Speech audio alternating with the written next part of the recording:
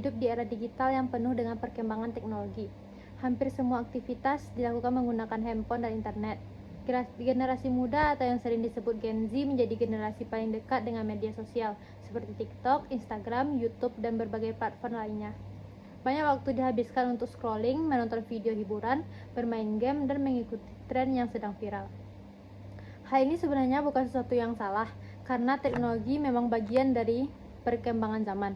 Namun yang menjadi tantangan adalah bagaimana cara agar Gen Z tetap dekat dengan nilai-nilai Islam di tengah derasnya arus modernisasi.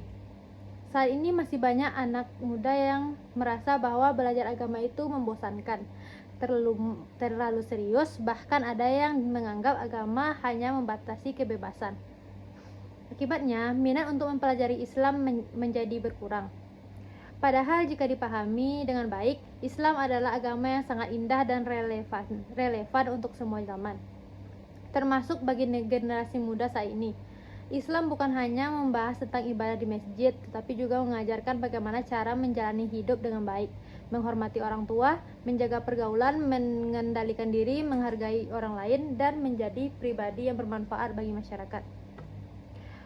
Oleh karena itu, strategi mengajak Gen Z mempelajari Islam juga harus mengikuti perkembangan zaman. Contohnya, dakwah tidak harus selalu dilakukan dengan cara yang kaku dan menegangkan. Saat ini dakwah bisa dilakukan melalui media sosial dengan cara yang lebih kreatif dan menarik. Misalnya melalui video pendek, podcast santai, desain quote Islam.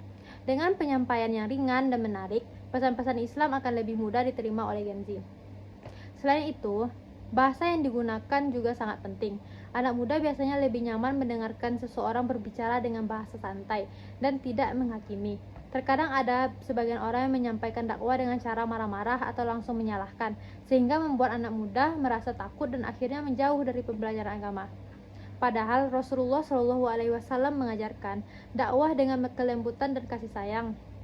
Karena itu, dalam mengajak Gen Z mempelajari Islam, pendekatan yang lembut dan penuh empati jauh lebih efektif dibandingkan pendekatan yang keras.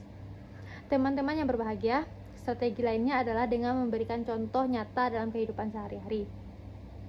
Seringkali seseorang lebih mudah tersentuh melalui tindakan dibandingkan hanya nasihat panjang.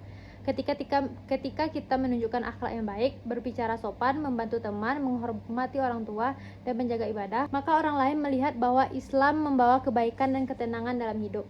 Dari situlah muncul rasa tertarik untuk mempelajari Islam lebih dalam. Kemudian lingkungan pertemanan juga memiliki pengaruh yang sangat besar. Jika seseorang berada di lingkungan yang positif, maka ia akan lebih mudah termotivasi untuk menjadi lebih baik.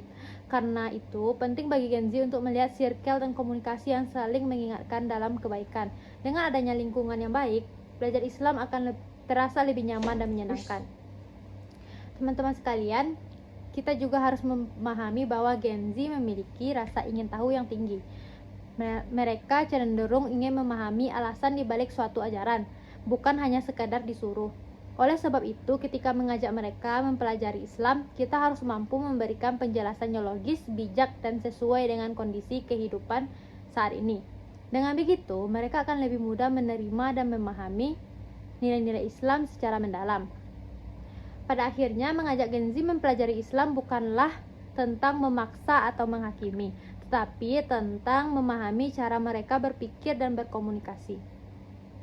Islam adalah agama yang penuh kasih sayang, sehingga penyampaiannya juga harus dilakukan dengan cara yang baik, kreatif, dan menenangkan.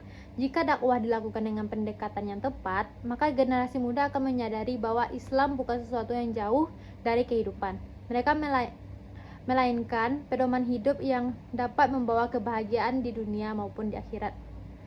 Semoga kita semua termasuk generasi muda yang tidak hanya cerdas dalam teknologi, tetapi juga memiliki akhlak yang baik dan pemahaman agama yang kuat. Amin.